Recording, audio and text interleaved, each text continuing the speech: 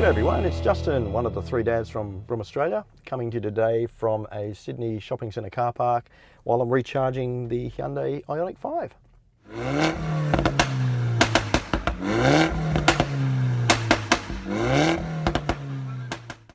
Just letting you know that, yeah, it's been a crazy week this week in Sydney. There's been floods, it's school holidays, yeah, getting the dads together this week's been a bit chaotic. So what I thought I'd do is just do a quick video for you about the IONIQ 5 and maybe EV life in general from the point of view of a petrol head. So maybe if you're thinking of converting over from a petrol car to an EV car, here's some of the things I've found over the week. Okay, driving impressions. Now I'm going to refer to some of my notes that I've made over the week just to give an idea what's been happening. First question I guess everybody seems to ask about EVs is range. The IONIQ 5 comes in two versions. It's two-wheel drive, which this one is today. That has a range on a full charge of around about 451 kilometres, and there's an all-wheel drive version which has a range of around 430 kilometres. Now in the week of driving this car, I did the normal family chores, shopping, dropped the kids off to school, did a 300k round trip to drop the kids off to their grandparents because of school holidays as well. Yeah, it does drop down the battery a fair bit if you do use a lot of the electronic bits in the car, like heaters and things like that. Like Sydney's had really bad weather over the last week, so you know, heated seats, heated steering wheel, windscreen wipers. It does drain a fair bit of the power going down. One of the big things that you do notice coming from a petrol car to an EV, I guess, is it's different in the way that it drives in terms of the power delivery. It's just a wave of instant torque that EV cars have, and it doesn't have like a gear feeling when you drive the car. It's just seamless. Look, some people like that. I guess some people find it a bit weird. I didn't mind it. It felt like the closest thing I could relate this to was a Dodgem car, I guess. That's how you drive it. Okay, ride. I've got to say the ride in this car is excellent. I honestly probably haven't driven a car that is as comfortable as this car. It's super quiet. It's even running on 20-inch wheels. I don't know how they've done it, but it's just yeah, wafts, this car. That's just the feeling. Conversely to that, I guess, handling, not so great. You know, it's not a sporty car. Yeah, so if you're looking at fun and family friendly, fun probably not so much in this car. However, there is an N version of this car coming supposedly in a couple of years, 2024 or something like that. So that might be one to look out for. The other thing about this car too, it's a deceptively big car. From the outside, when you look at it, it doesn't look all that big, but when you actually drive it, it feels big. I understand it's probably equivalent to the size of a RAV4 or something like that. The visibility, it's pretty good. There is a bit of a big C-pillar in the back. However, it's chock-a-block full of cameras. There is a 360-degree camera too. So when you want to park it, it's pretty good because you've got all the cameras to assist you there. One great thing that the car's got too is that when you indicate, the cameras actually light up in the dashboard as well. So that's really good. You don't have to crane over to look at a mirror. You can actually look at the dashboard and it will give you the mirror view when you're turning corners, which is great. Okay, practicality, family features. This car is really a showcase of Hyundai's technology. That's the way you've got to look at it. Every possible thing that they could do, Hyundai could do with the car, they've chucked into this car, which is great. It is very roomy for 5 people. And like I said before, it is superbly quiet, this thing. I don't understand how they've done it. We've been on bumpy roads and potholes and rain and everything, and it just, you can't hear anything. It's great. There's a lot of smart thinking in this car. For example, when you're charging it like I am today after the long trip yesterday, you can recline the seats fully back like you're in first class, which is great. So that's nice. As I mentioned, it has the top suite of safety features, Smart Sense, Hyundai Smart Sense. So yeah, it's got all the autonomous sort of braking, rear cross traffic alert, yeah, everything like that, which you'd expect for the car.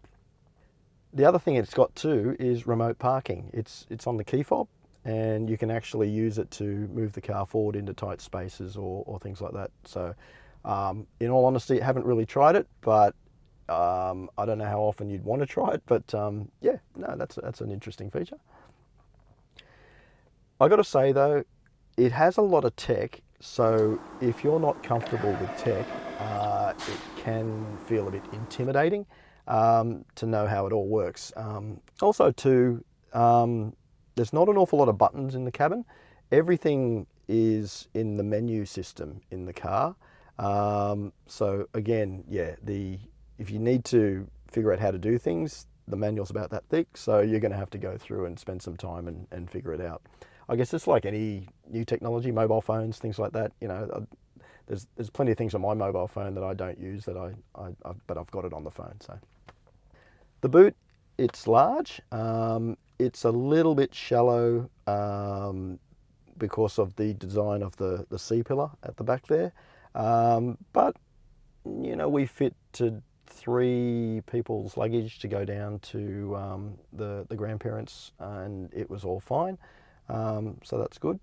There are plenty of USB ports in this car, so on a long trip the kids were perfectly happy. They were able to plug in their devices, and yeah, it was really cool.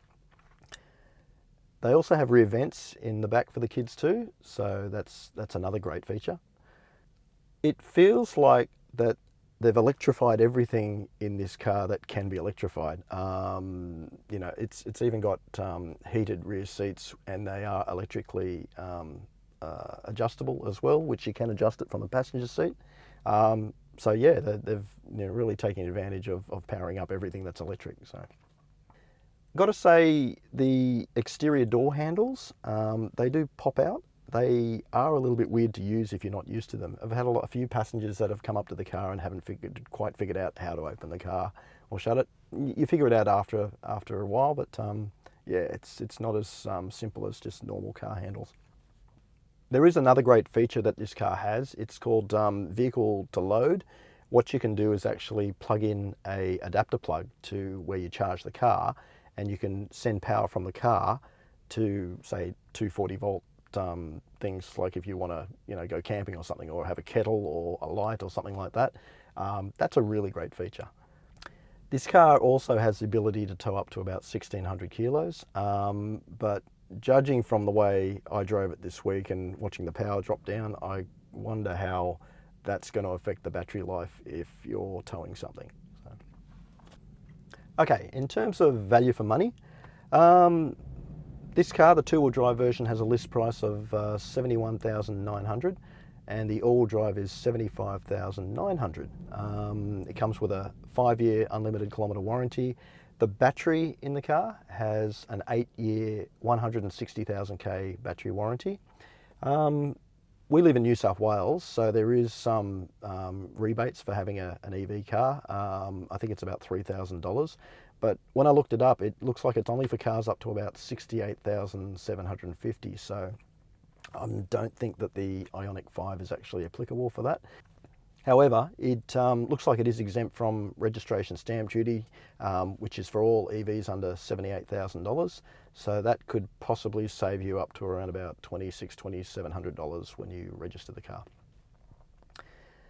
I've got to say, this car at that price sells amongst a lot of top-of-the-range 5- and 7-seater petrol and hybrid SUVs.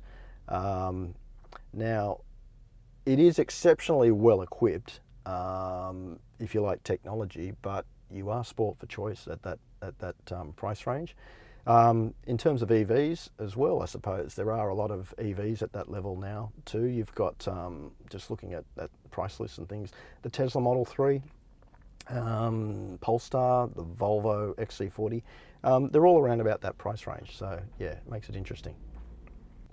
Okay, I think most people buy EVs because they're green, and they are cheaper to run than a petrol car, and this car does have an awful lot of green features to it. I mean, the interior is made of a lot of recycled materials and things, which you can tell, and that's great. That's really good.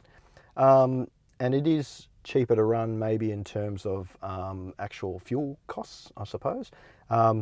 In this week that I've driven it, I've charged it 3 times now. This is the 3rd time. And I've charged it a couple of different ways as well. And it didn't cost me anything too. I downloaded a couple of apps that showed me where charging stations were, public charging stations, and I've used those, which is great. The charger in the shopping centre is a bit quicker than parking it on the street to do it. However, there was an issue for me, I guess, on a Saturday trying to actually get this spot and find it vacant. Yeah, when I looked at the app all day, there was somebody in it, which was interesting. If you're a busy person and you've got to get around, the convenience of actually just going to a petrol station and taking 5 minutes to fill up your car, far would outweigh spending, look, I've got to spend another 5.5 hours sitting here to charge this thing to 100%. So yeah, you got to weigh that up. However, you know, they do have fast chargers around, but in Sydney, the EV infrastructure, I don't think's matching the number of EV cars that are around at the moment. So yeah, that's something you've got to weigh up as well. So what I'll probably say about the charging aspect of things, it only really makes sense if you can do it at home, I guess, for convenience. That will cost you money in terms of installation costs for the charger, and also it probably will add cost to your home power bill, as opposed to bringing it to a public place to charge up. So yeah, that's probably one thing you've got to weigh up against the convenience of having a petrol car as well. Servicing for this car, it's looking at the Hyundai website, $220 for the first 3 years.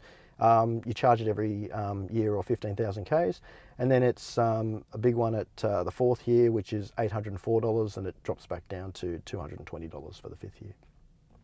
Okay, X factor on this car, yeah, it's got it in spades. It's a futuristic looking car.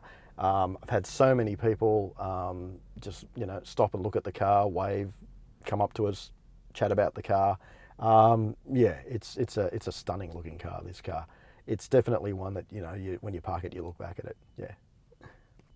Okay. I just wanted to throw this one out, I suppose. Like, as a petrol head, is it better to go EV or maybe go hybrid? Hybrid will give you really, really good fuel consumption, but you're still using a petrol engine in the car, and you won't have that inconvenience of taking ages to recharge the car. So maybe have a think about that as well as an alternative. There are plenty of hybrid cars out there, but I guess with everything at the moment in Australia, it's going to take you ages to get a new car.